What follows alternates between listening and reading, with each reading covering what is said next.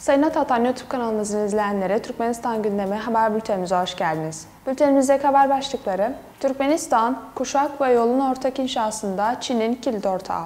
Türkmenistan ile Çin, enerji işbirliğini geliştirme konusunda kararlı olduklarını açıkladı. Ve son haberimiz, Euronews, Türkmenistan ile işbirliğini geliştirecek.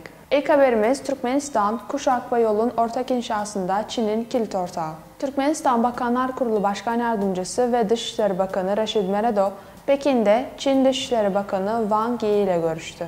Toplantıda Wang Yi, Türkmenistan ile Çin arasındaki karşılıklı güvenin güçlü olduğunu söyledi.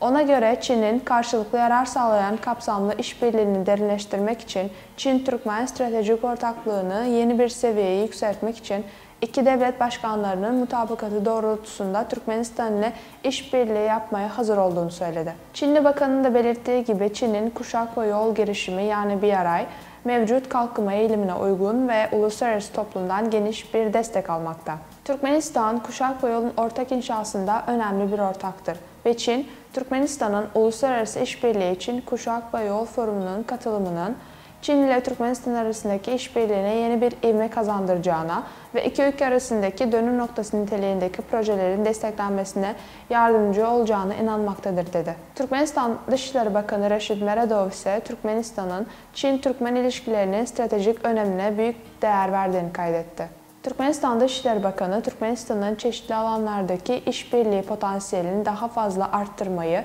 ve Çin ile Türkmenistan arasındaki kapsamlı bir stratejik ortaklığın sürekli gelişimini teşvik etmeyi sabırsızlıkla beklediklerini belirtti. Ona göre 3. Uluslararası İşbirliği Forumu Tek Kuşak Tek Yol önemli bir küresel etkinlik. Sıradaki haberimiz, Türkmenistan ile Çin enerji işbirliğini geliştirme konusunda kararlı.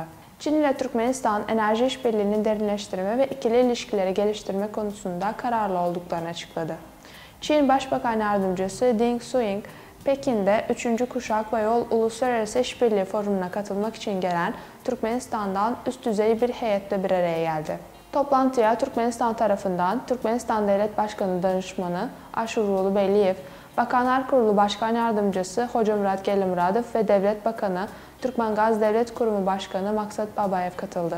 Aynı zamanda Çin Komünist Partisi Merkez Komitesi Politbüro Daimi Komitesi üyesi olan Çin Başbakan Yardımcısı Ding, Çin'in enerji işbirliğini derinleştirmek ve daha da ilerletmek için Türkmenistan ile işbirliği yapmaya hazır olduğunu söyledi. Buna karşılık Türkmen heyeti, Türkmenistan ile Çin arasındaki doğal gaz işbirliğinin verimliliğine dikkat çekerek Türkmenistan'ın enerji alanında ikili işbirliğini derinleştirmeye ve iki ülke arasında kapsamlı bir stratejik ortaklığı teşvik etmeye hazır olduğunu da sözlerine ekledi. Son haberimiz, Euronews Türkmenistan ile işbirliğini geliştirecek.